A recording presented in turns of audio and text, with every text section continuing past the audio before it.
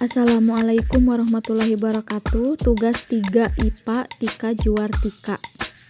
Kegiatan praktikum 1 sifat cahaya. Pendahuluan, cahaya bersifat dapat merambat lurus. Sifat ini dapat terlihat saat senter disorotkan ke depan, maka cahaya senter akan merambat lurus sesuai arah yang dituju. Pembiasan cahaya adalah peristiwa pembelokan cahaya saat merambat dari satu medium ke medium lain yang punya indeks bias berbeda. Difraksi adalah penyebaran gelombang, contohnya cahaya karena adanya halangan, semakin kecil halangan penyebaran gelombang semakin besar. Dispersi adalah peristiwa penguraian cahaya polikromatik putih menjadi cahaya monokromatik Meiji-Kuhibiniu pada peristiwa lewat pembiasan. Kegiatan praktikum 1 sifat cahaya. 1. Percobaan pemantulan cahaya merambat lurus. Alat dan bahan: 3 buah kardus berukuran persegi yang sudah dilubangi, 1 kardus sebagai background tanpa lubang, 8 kardus berukuran kecil sebagai penyangga, dan senter.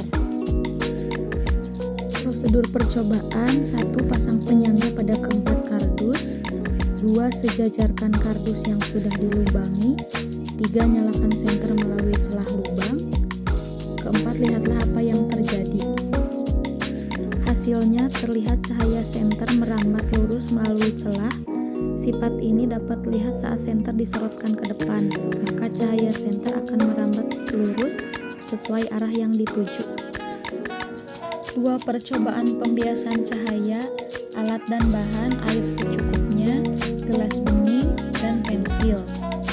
Prosedur percobaan: 1. Tuangkan air ke dalam gelas, 2. Masukkan pensil ke dalam gelas, 3. Lihatlah apa yang terjadi.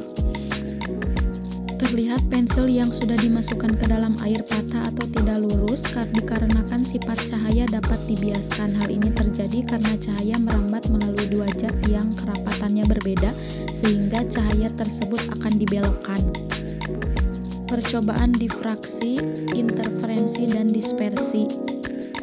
Alat dan bahan: kaset CD, kardus bekas sebagai background, dan senter.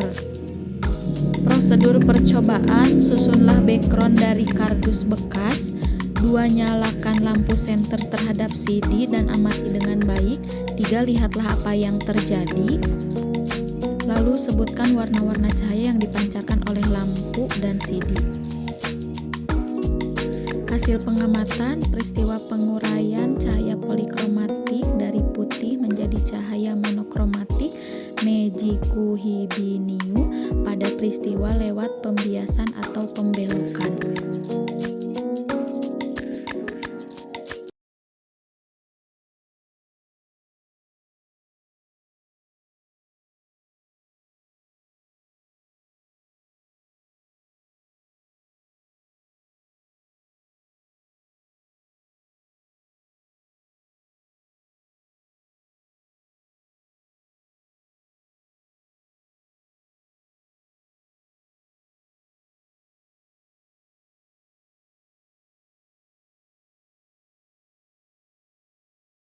Untuk percobaan cermin cekung, saya menggunakan alat sederhana, ada gelas, air, ada senter, dan ada juga kardus sebagai background.